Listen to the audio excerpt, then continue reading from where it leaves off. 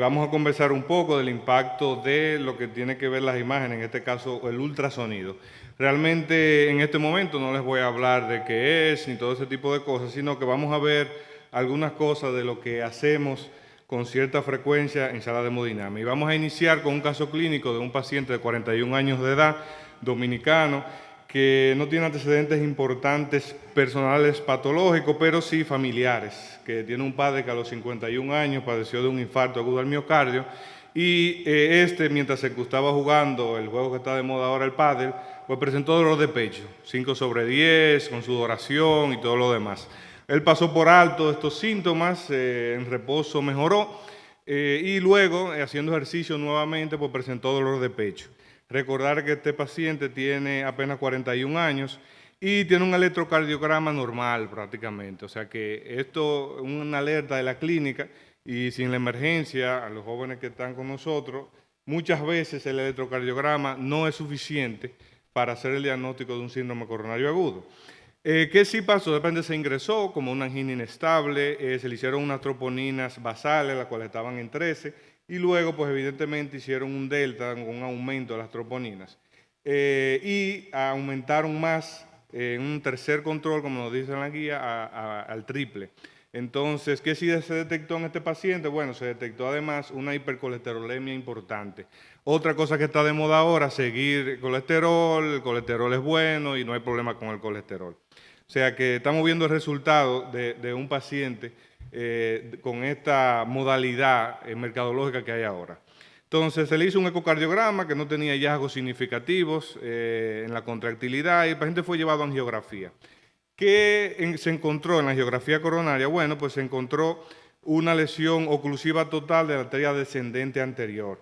Los hemodinamistas que están aquí la están buscando, evidentemente, y los que no son hemodinamistas, pues evidentemente aquí les mostramos dónde debería discurrir la arteria descendente anterior, que está realmente ocluida en este caso. Se inyectó el sistema coronario derecho sin lesiones importantes, con algunas colaterales leves a la descendente anterior.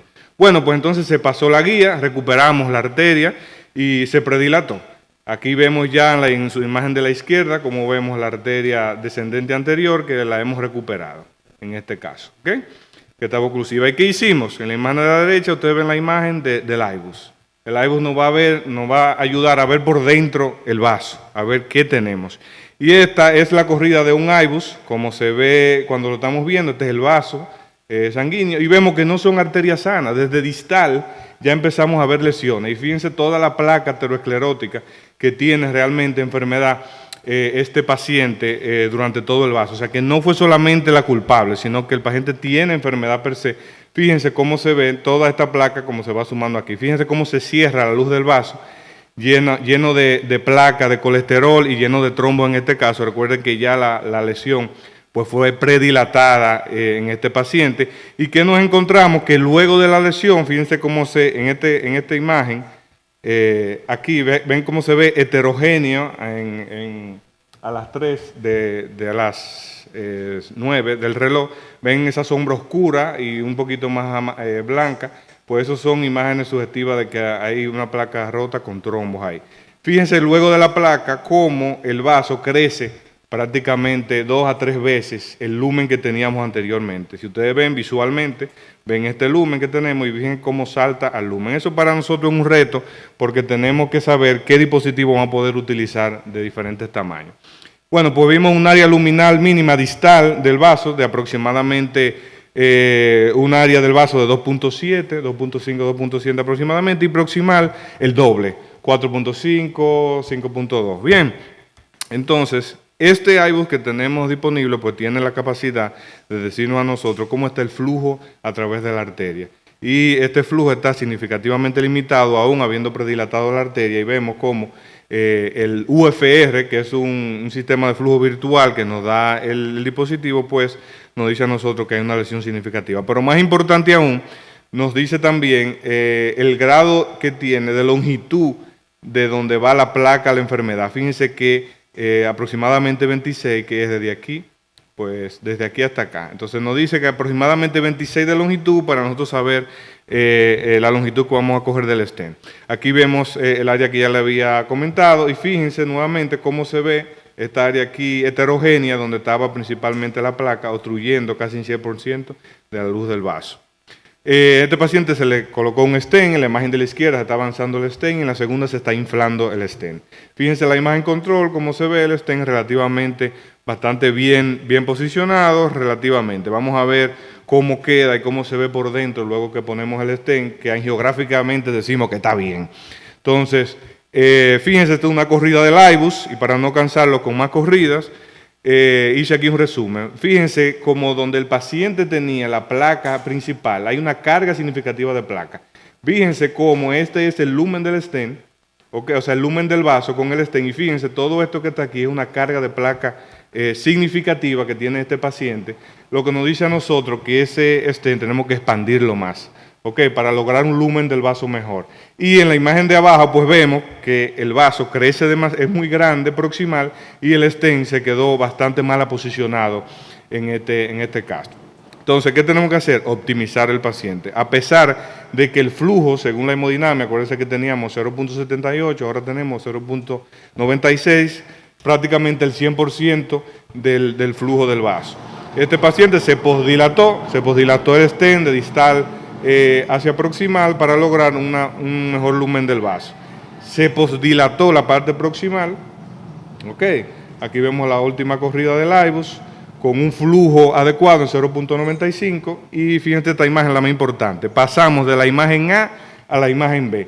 ¿Qué vemos en la imagen A? Bueno, un stent mal posicionado que no llega a donde debería llegar, el stent debería verse por aquí, fíjense ya la imagen B, cómo el stent está impactado en la placa del paciente, ¿ok? Y logramos entonces un área de lumen bastante adecuada en este caso que nos evita retenosis y trombosis del stent como en la imagen A que vemos. En el punto distal donde estaba la carga de placa pasamos de tener esta abundante carga de placa a tener mínima carga de placa luego del stent. Este dispositivo también nos permite navegar por dentro del vaso y vemos, esta es una reconstrucción tridimensional donde nos dice dónde salen los ramos secundarios y además también podemos navegar por dentro para ver cómo está quedando el posicionamiento del stent y cómo queda el lumen del vaso durante la realización del IBUS. Y ese fue el resultado angiográfico final. ¿Qué nos dicen la guía sobre el síndrome coronario agudo y que si podemos usar IBUS? Sí, lo podemos usar. Si está probado, le va mejor a los pacientes. De hecho, nos ayuda a disminuir el tiempo de doble antiagregación, que es lo que hoy en día se está tratando, porque nos aseguramos de que el stent está bien implantado y está bien adosado.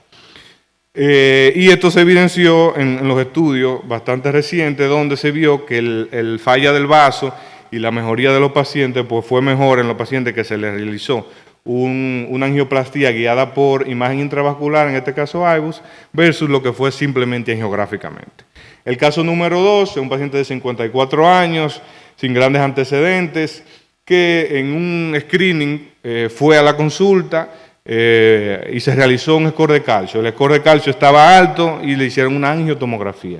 La angiotomografía reportó una lesión de aproximadamente 70%, por lo que el paciente fue llevado a cateterismo más adelante. El electro nuevamente sin cambios importantes y el paciente fue a sala de cateterismo. Vemos en la imagen de su izquierda como la descendente anterior no tiene lesiones importantes y en su imagen de la derecha pues vemos la arteria circunfleja con dos lesiones, una lesión larga que tiene una estenosis a este nivel y una estenosis más significativa un poquito más debajo. Bueno, pues pasamos el IBUS debido a la gran cantidad de calcio que tenía este paciente y esta es la corrida del IBUS. ¿Qué encontramos en esta corrida de IBUS? Bueno, encontramos bastantes calcificaciones. Fíjense cómo a este nivel está el calcio, ¿ok?